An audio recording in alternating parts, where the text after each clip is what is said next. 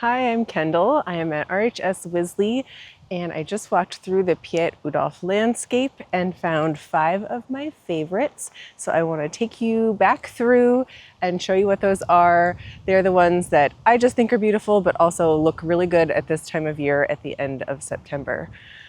Come join me in the landscape. This is one of them. It's Persicaria, but I can't figure out what the name is because I can't find a sign for it.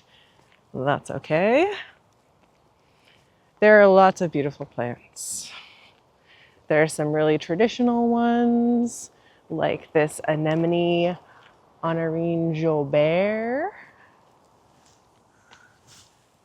Love that one, but it's not one of the favorites that I picked for today. I picked some that surprised me.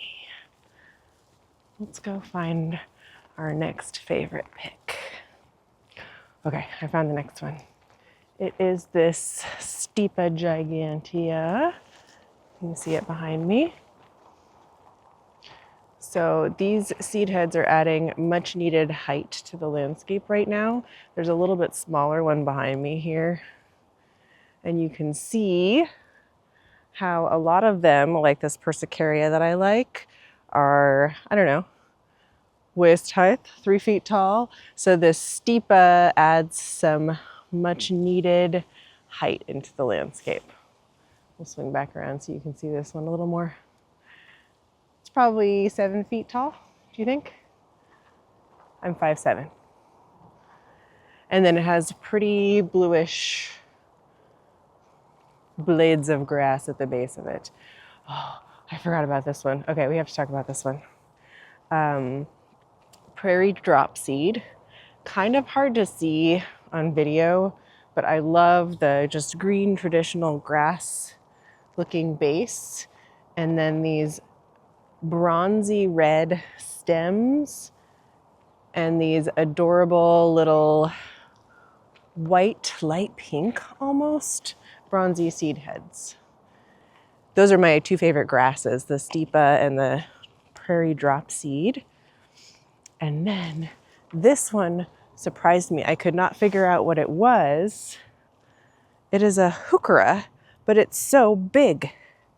Look at how big these blooms are. This one doesn't even have the biggest ones, but they are just so beautiful right now, and they age pretty nicely into this sort of brown seed head.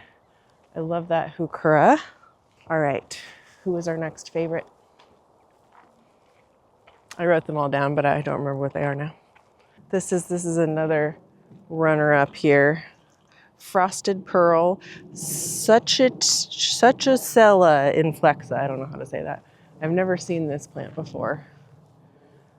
Really pretty little flowers on it, kind of like a scabiosa. Look at this. I think this is Joe Pyeweed. Seed heads, and then some flower buds on there still. Some of the bigger ones I had a hard time finding plant tags for because they got kind of swallowed up. This is a catmint.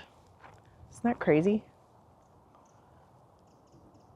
It's yellow and it's super tall and kind of lanky instead of kind of low and bushy like a lot of other catmints are. Lots of the asters are looking good. I feel like asters and I'm distracted because this is a runner-up, this rose claire geranium. Really pretty little mounds and really pretty pink flowers that are not too white and not too pink, just very pretty light pink.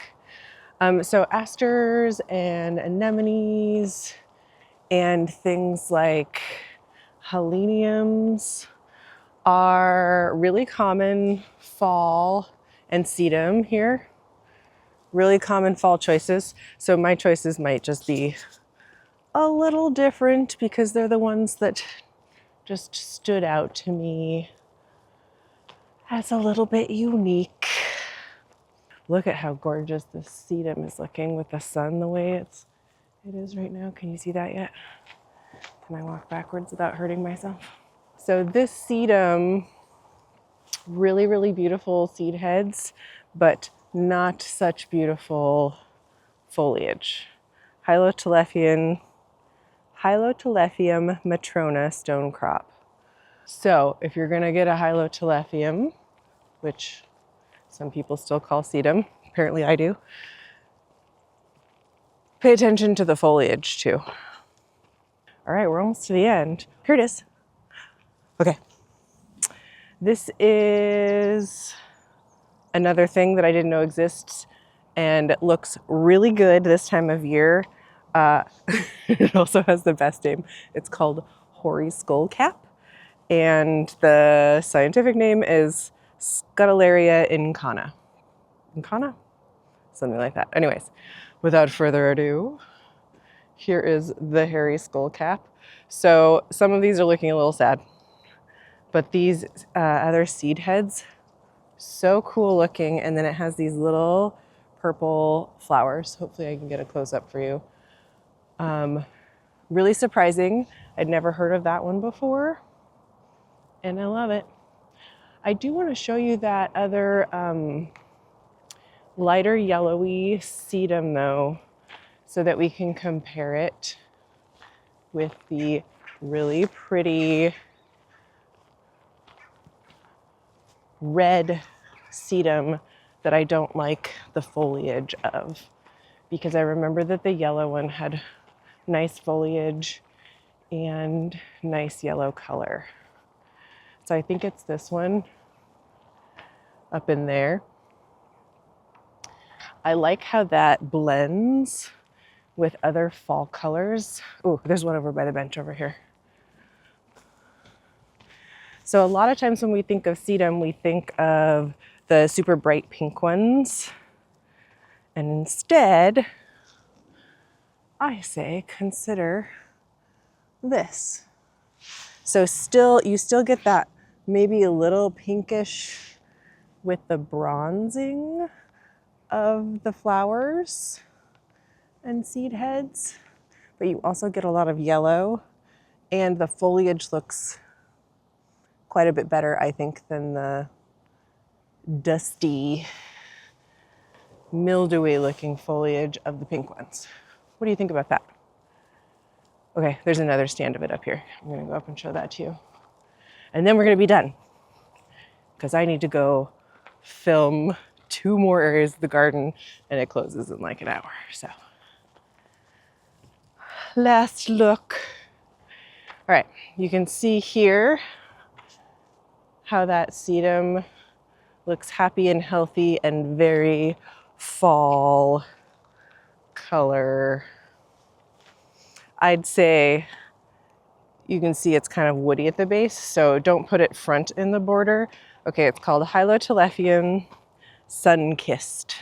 I should call it Hylotelephium instead of sedum, because that's the name now. So that was the Piet Oudolf landscape. They have signs at the entrance here at the bottom of the hill and then at the top of this path. It's technically not on the wheelchair friendly list, maybe because this is the paved path that is there, and then the Oudolf path is rocky, but I hope they let people go in with their little motorized wheelchairs, because it's a pretty gradual hill, which is really nice. So, okay, we're gonna move on to the rock garden. So join me in the next video if you can. Bye. There was a lady that walked by. She's like, who's this crazy person?